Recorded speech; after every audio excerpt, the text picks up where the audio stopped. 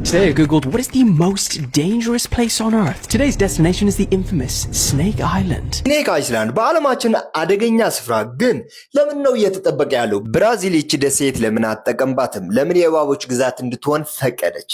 እባቦቹ ለሀገሪቱ ምን ይጠቅማሉ? በዚህ ቪዲዮ እናያለን። ይህች ደሴት ሳኦ ፖሎ ከምትባለው የብራዚል ከተማ 33 ኪሎ ሜትር ትርቃለች። የጎልደን ላንስሄድ የሚባሉ እባቦች መኖሪያ ናት። መጀመሪያ ሲታይ በጣም የሚያምር ቦታ፣ የጎብኚዎች መዳረሻ ደሴት ይመስላል። ሆኖም ግን ማንም ሰው በዚህች ደሴት ላይ አይኖርም። እንደው የብራዚል መንግስት ማንኛውም ሰው ከሳይንቲስቶቹ ውጪ ወደዚች ደሴት እንዳይገባ በህግ ከልክለዋል። እነሱም ለጥናት በአየር ኃይል ጥበቃ ነው የሚሄዱ ሳይንቲስቶቹ።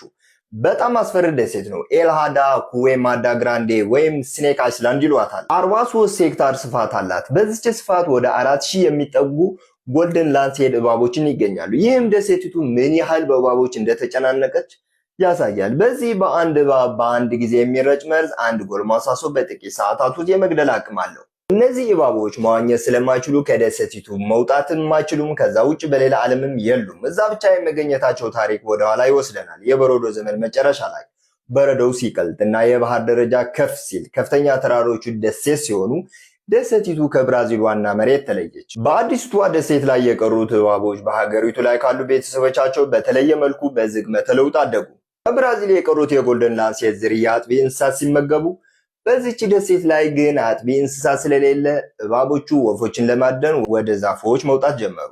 የእንቅስቃሴያቸውን ቅልጥፍና ለመጨመር በዝግመተ ለውጥ ሂደት ሰውነታቸው ትንሽና ቀለል እያለ መጣ። መርዛቸው የመግደል አቅም በእጥፍ ጨመረ። ያለ ምግብ ለ6 ወር መቆየት እንዲችሉ ሆነ ይለናል ሳይንሳዊ ታሪኩ። ይህ ዝግመተ ለውጥ በሺዎች ዓመታት የተፈጸመ ነው። ወፎች በቀላሉ ለመያዝ እንዲችሉም ጥርሶቻቸው ይበልጥ መዝማዛ እንደሆኑም ይጨምራል። ወፎቹ መጠለያ ፍለጋ ወደ ደኑ የላይኛው ክፍል ሲመጡ እባቡም አድፍጠው እየጠበቁ መያዝ ቀጠሉ። አብዛኛው የሚጠቁት ስደተኛ ወፎች ናቸው። በደሴቲቱ ላይ ዓመቱን ሙሉ የሚኖሩ ወፎች ግን አይሸወድላቸውም። ሰለባዎቹ ረጅም ጉዞ አድርገው ደሴቲቱ ላይ ባረፉ ስለ አካባቢው ምንም በማያውቁ ወፎች ላይ ነው። ዞሮ በደሴቲቱ ምግብ አያጡ። ግን ለምን ብራዚል የደሴት አልምታ ለምን ለመዝናኛ አትጠቀምበት?